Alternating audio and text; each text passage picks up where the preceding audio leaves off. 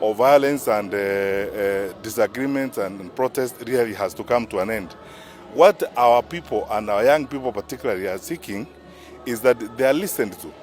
And our leaders, particularly our leaders in government, who are the ones who have consequential convening power, are the only ones who can put people together in the manner in which even civic leaders are suggesting, so that we can focus on the solutions to the challenges and the problems that we are dealing with. But it cannot be that, when something happens like happened last Wednesday, we now begin saying things that are very interesting. Honestly speaking, it's so difficult to even try to repeat some of the things I'm hearing. How can you say, now we are talking about one community, or saying, the people who are on the streets came from Muranga and Nyeri, and then they went all the way to Kericho and Kisii and Kakamega and Mombasa. So there was no one in Muranga and Nyeri that day. Everyone left Muranga and Nyeri, went to Busia and Kisumu. Honestly, Narok, we are, that is worse than a joke, honestly. When you are talking about the grave nature of the challenges that we are dealing with, how can we trivialize such a serious national crisis and then subject it to, hilarious jokes like those? Let's be serious. And personally, I associate myself with the remarks and the position that has been taken by the religious leaders in this country, private sector groups that are saying the same thing as we are saying, namely that our country is headed the wrong direction. And this is not rocket science. You don't need a PhD from Harvard to know we are headed the wrong direction. You can see it. It's written all over the place. And in saying so, we are saying this is a patriotic moment. It's a moment for all of us to cross ranks. Wacha tuweke kando hata hiyo mambo ingine yote, siasa nini.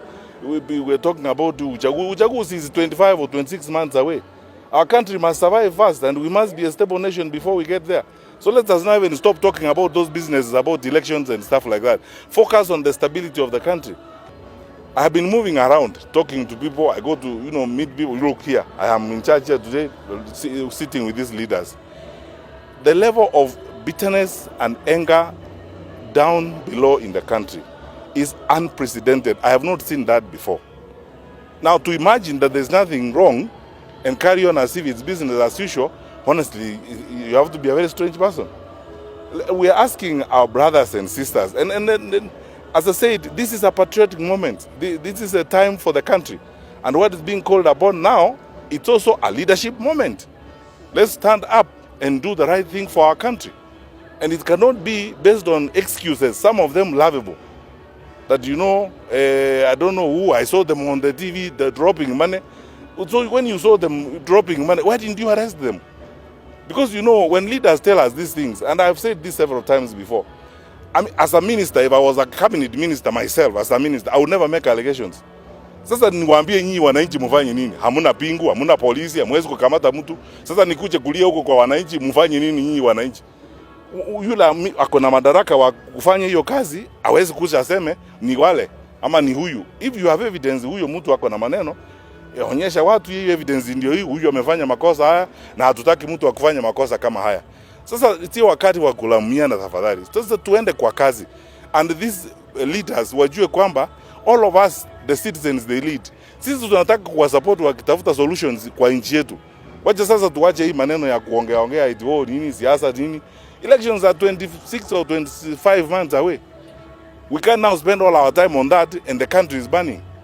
So that is my view, and that's what I think needs to happen. Let us put all our energy now on the solutions to our country. We need a stable country, we need a progressive country, we need a country that works together, and we need a country where we can live together.